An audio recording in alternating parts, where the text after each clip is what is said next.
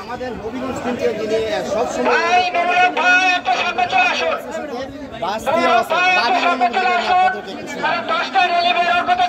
অনেক সময় হয়ে গেছে, কারণ এরপর আমাদের অনেক অ্যাক্টিভিটিস আছে, সেগুলো করতে হবে।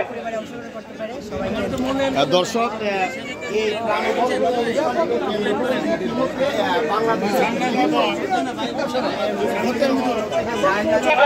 পর একসাথে থাকবেন।